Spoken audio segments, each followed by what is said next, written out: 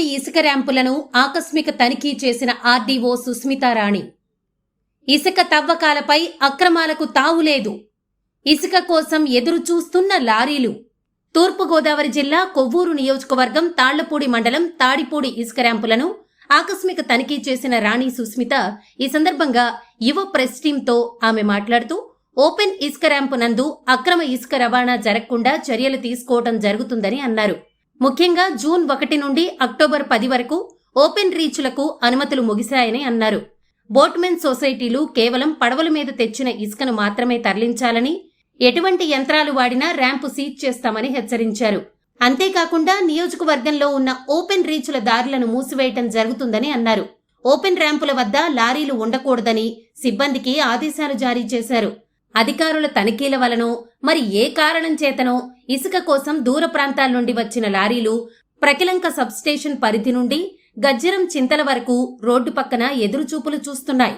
ముఖ్యంగా విధి నిర్వహణలో ఉన్న విలేకరులపై దురుసుగా ప్రవర్తిస్తే చట్టపరమైన చర్యలు తీసుకుంటామని అన్నారు. ఇసుక ర్యాంపులపై మరికొన్ని వివరాలు వెల్లడించారు. అధికారుల మాటల్లోనే విందాం. ఏదైనా అదే టైర్డ్ మినిమం 4 మాక్సిమం వాళ్ళు కోట్ చేసుకున్నారు. టైర్డ్ అంటే పెద్ద వెహికల్స్ వాడుతున్నారు.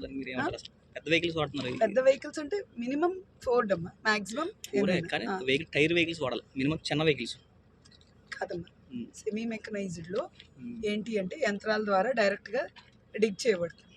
మీరేంటి అంటే వాళ్ళు వేసిన ఇసుక లోపల వేయడానికి అడుగుతున్నారా లేదా ఇసుక ఎస్కవేషన్ వెహికల్ అడుగుతున్నారా? అక్కడ తీసేటప్పుడు అడుగుతున్నాం.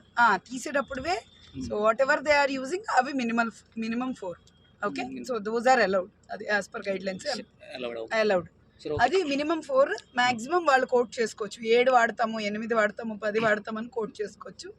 అన్ని మినిమం 4 అయితే వాడాలి. మాక్సిమం వాళ్ళు కోట్ చేసుకున్న యంత్రాల ప్రకారం చట్టరీత్యా వాళ్ళు తీసుకోవచ్చు. బట్ ఇప్పుడు ఎన్జిటి గైడ్ లైన్స్ ప్రకారం 1 నుంచి 15 వరకు తీయకూడదని మనకి ఆర్డర్స్ ఉన్నాయి. సో అవి తీయడానికి వీల్లేదు. గైడ్ లైన్స్ నదీ గర్భంలో ఎన్ని అడుగుల మేర తవ్వచ్చు మేడం? సో ప్రతి ఒక్కరికి ఒక క్వాంటిటీ వస్తుంది. ప్రతి ఒక్కరికి ఒక పాయింట్ దగ్గర ఒక క్వాంటిటీ వస్తుంది. ఇప్పుడు ఈ పాయింట్ ఈ కోఆర్డినేట్ దగ్గర based on contours of Godavari levels అన్నమాట.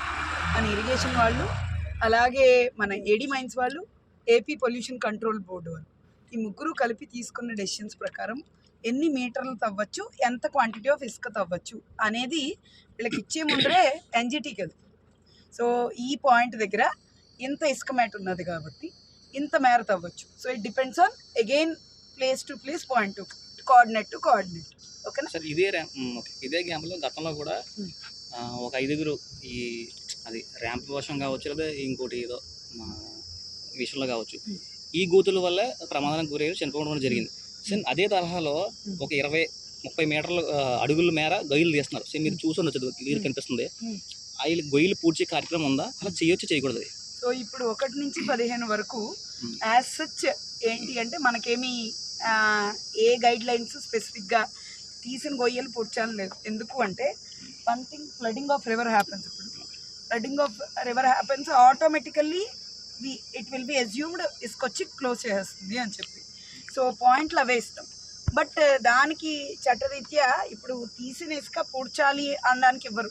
డీసిల్టేషన్కి లేదా సెమీ మెకనైజ్డ్కి ఎందుకు ఇస్తాము అంటే ఇసుక మేట వల్ల నీరు నది వాటర్ ఫ్లోయింగ్ క్వాంటిటీ డౌన్వర్డ్ ఏరియాస్కి తగ్గిపోతుంది కాబట్టి, అండ్ అలాగే ఎక్కడైతే బ్యారేజ్లు ఉంటాయో అక్కడ ఇసుక వల్ల ఫ్లడ్ అవుతాయి కాబట్టి, దానివల్ల ఎంటైర్ అగ్రికల్చర్ దెబ్బతింటుంది కాబట్టి ఇసుక తీయకపోతే కూడా ప్రమాదం ఉంటుంది. సో ఇసుక అందుకునే ఆ క్వాంటిటీ పరిధిలోనే ఖచ్చితంగా తీసే క్వాంటిటీలు ప్రిస్క్రైబ్ చేసి ఇస్తారు. చెప్పండి, స్టాక్ పాయింట్కి ఇసుక వెళ్తుంది, కానీ ఈ ర్యాంప్ పరిధిలో పైన స్టాక్ పాయింట్ పెట్టవచ్చు అసలు? ఇక్కడ ఈ ర్యాంప్లో స్టాక్ పాయింట్లకి డిఎల్ఎస్సి డెసిషన్ ప్రకారము ఏంటి అంటే వాళ్ళు ఎక్కడైతే పరిధిలో వాళ్ళ అంటే మనం డిఎల్ఎస్సిలో తీసుకున్న డెసిషన్లో వాళ్ళకి మనము ఈ దూరపు స్టాక్ పాయింట్లకి ట్రాన్స్పోర్టేషన్ ఛార్జెస్ ఇవ్వరు. సో వాళ్ళు అందుకుని అందరూ వాళ్ళు రిక్వెస్ట్ చేసుకోగా, సో ఒక యూనిఫైడ్ డెసిషన్ కింద వాళ్ళు ఎక్కడైతే ప్రైవేట్ వాళ్ళ దగ్గరికి తీసుకుని వాళ్ళు అద్దెకు తీసుకున్న చోట స్టాక్ పాయింట్లు ఫీజిబిలిటీ ఉంటుందని ఏడీ మైన్స్ వాళ్ళు చెక్ చేసి ఇచ్చారు. ఆ పాయింట్ల దగ్గరే వాళ్ళకి స్టాక్ పాయింట్లు ఇవ్వడం జరిగింది.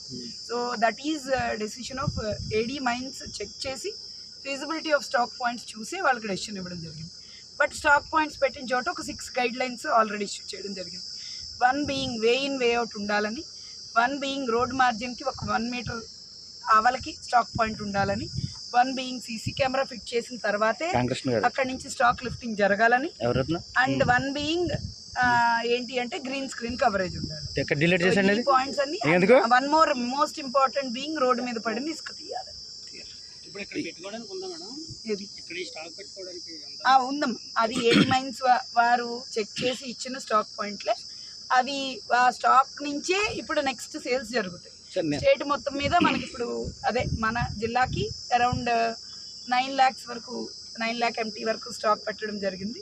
సో ఈ 9 lakh not only for our district, state మొత్తానికి సప్లై అవుతుంది during an season of closing of sand ramps. చెప్పండి. నిన్న ఏ లారీ అయితే సీజ్ చేశారో ఎంత మేర ఫైన్ వేశారు, తర్వాత ఏ విధంగా హెచ్చరికలు జారీ చేశారు? నిన్న ఒక లారీ విత్ 25 MT సీజ్ చేయడం జరిగింది. మిగతా ఖాళీ లారీలు పంపించడం జరిగింది. సో ఇది ఫైన్ అనేది ఫస్ట్ FIR ఫైల్ చేయడం జరుగుతుంది. Fine again department of mines and mineralogy. So తీసిన దాని ప్రకారము ఎంత క్వాంటిటీ వస్తుందో క్వాంటిటీకి వేయడము, అండ్ లారీ స్థితిగతులను బట్టి కూడా if at all lorry licensed, registered, non registered, so based on lorry స్థితిగతులను బట్టి కూడా RTO వాళ్ళు కూడా ఫైన్ వేస్తారు వెళ్ళే లోపల. ఈ ఫైన్ అనేది డిటర్మైన్ చేయడానికి 2 days పడుతుంది. సో 2 daysలో it will be determined, they will be fine. దాని ప్రకారమే చలాన్ రిలీజ్ చేస్తారు, లారీని కూడా రిలీజ్ చేస్తారు చలాన్ తీసుకున్న తర్వాత.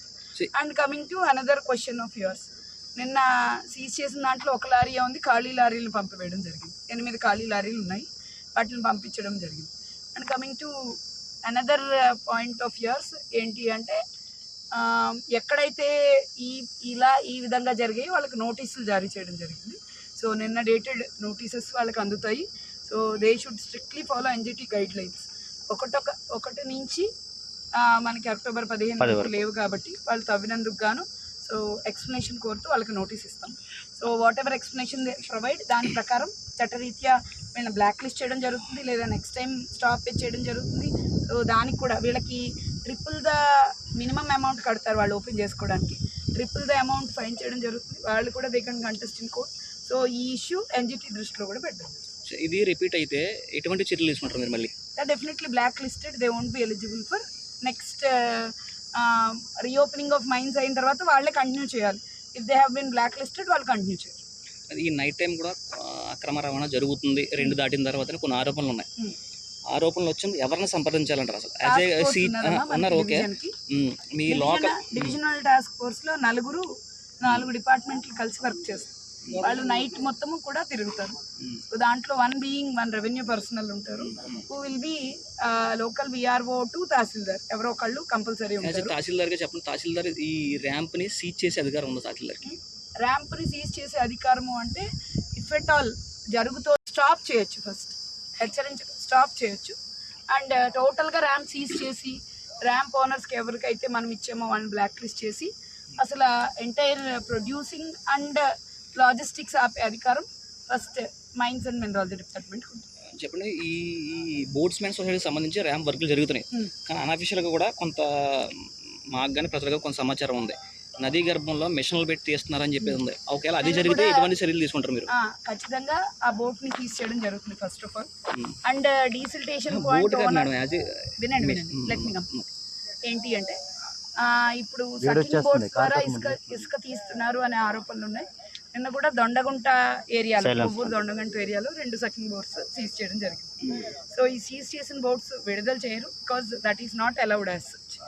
అండ్ 1 more థింగ్ ఏంటి అంటే, ఒకవేళ సీజ్ చేస్తూ కనుక ఇసుక గుట్టలు వేసుకుంటే వాళ్ళకి కంపల్సరీ అది కనుక ఏంటి అంటే అలా సీజ్ చేసుకుని వేయడానికి లేదు, యూజింగ్ మాన్యువల్ ఆర్ బంటా లేబర్ మాత్రమే. ఎవరైతే వాళ్ళు కోఆపరేషన్ పరిధిలో రిజిస్టర్ అయిన లేబర్ ఉంటారో, గుట్ట పోసుకునే, ఇంకా అచ్చమైన భాషలో చెప్పాలి అంటే వాళ్ళు గుట్ట పోసుకునే అర్హత కలిగి ఉంటారో వాళ్ళకు మాత్రమే అక్కడి నుంచి ఇసుక తీసుకునే అర్హత ఉంటుంది, వాళ్ళు మాత్రమే తీసుకోవాలి కూడా. ఇంకా ఎవరు ఏ విధంగా తీసుకున్నా అంటే using mechanised or semi mechanised or sucking at desiltation points తీసుకుంటే కనుక వాళ్ళకు కూడా చట్టరీత్యా చర్యలు తీసుకొని పడతాయి. వాళ్ళ మిషన్స్ ఫస్ట్ సీజర్ ఉంటుంది తహసీల్దార్ లెవెల్లో, and they need to contest. అంటే ఈ కంటెస్టింగ్ ఎన్జిటి పరిధిలో ఉంటుంది. అలాగే మేడం ఇప్పుడు నియోజకవర్గంలో ఈ బోట్మెన్ సొసైటీలు ప్రస్తుతానికి రన్నింగ్లో ఉంటున్నాయండి. ఓపెన్ రీచ్లకి 1, 2, 3 ఉన్నాయండి. వాటి గట్టును ఏమన్నా పూడ్చే ఏర్పాట్లు ఏమైనా చేస్తారా? ఇప్పుడు ఈ రోజు మనకి డిఎల్ఎస్సి మీటింగ్ కూడా ఉన్నది. ఇప్పుడు ఓపెన్ రీచ్లకి ఈ నిలుపుదల కోసము entire open semi mechanized reaches బాటల్కి ట్రెంచెస్ వేయాలి అనే ఒక ప్రతిపాదన పెట్టాము. సో లాంగ్ ట్రెంచెస్ వేస్తాం, యూజువల్లీ లారీ కదలతో పడిపోతుంది. Last time also same measure trench వేయడం జరిగింది. So this time also same measure.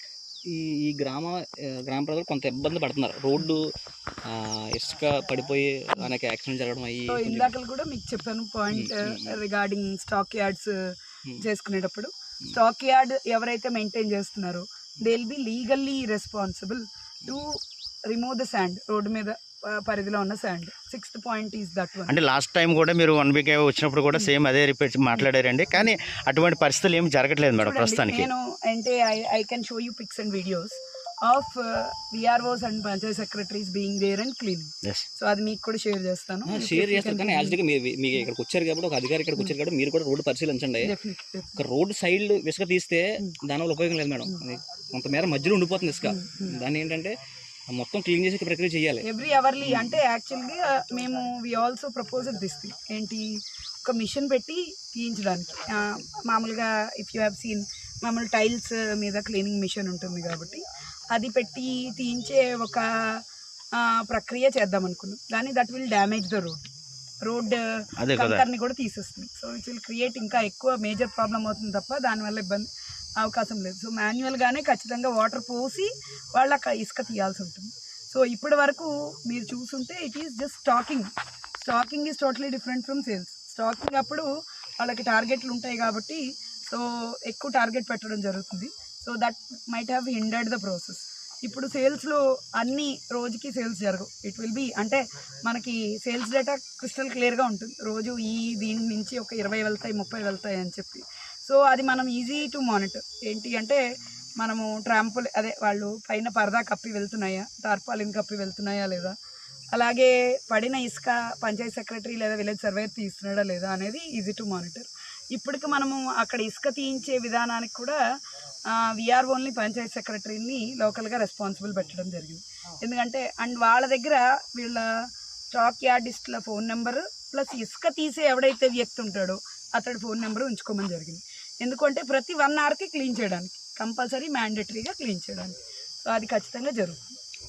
ఏదైతే గ్రామస్తులు కావచ్చు, లోకల్ ఉన్న జనరేషన్లు కావచ్చు, ర్యాంపులో మినిమం ఏం జరుగుతుందో తెలుసుకోవడానికి వస్తే బెదిరించే ధోరణి కూడా ఈ ర్యాంపులో కొంతమంది ర్యాంప్ నిర్వాహకులు అలాగా చేస్తున్నారు. దానికి అది నిజంగా మీకు వీడియో ఆధారాలతో బయట పెడితే మీరు ఏ విధంగా చర్యలు తీసుకుంటారు? Definitely will take. అంటే ఇది చూడడానికి వచ్చారు, ఏ విధంగా వచ్చారు, it might be civil case or criminal case. So based on the nature of the case will take decision. Thank you ma'am. ఈ జిల్లాలో మేడం ఇప్పుడు తూర్పుగోదావరి ఏలూరు జిల్లాలో మేడం స్టాక్ ఇది ఈ స్టాక్ ఎక్కడదమ్మా? ఈ జిల్లా తూర్పుగోదావరి. ఎక్కడికి వెళ్తుంది మేడం? ఎక్కడ స్టాక్ పాయింట్ తూర్పుగోదావరి అంటే ఎక్కడికి వెళ్తుంది? ఇది ఏ స్టాక్ పాయింట్కి వెళ్తుంది?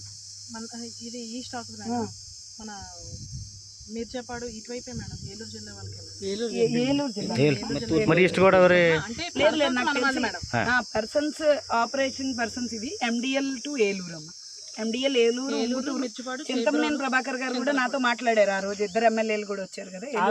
ఆ రోజు మేమే ప్రభాకర్ గారిని కూడా మాట్లాడించింది మేమే మేడం. ఇన్ఫ్రంట్ నా దగ్గరే ఉన్నారు, నాకు కాల్ చేసి మాట్లాడారు. ఏలూరుకి వెళ్తుంది.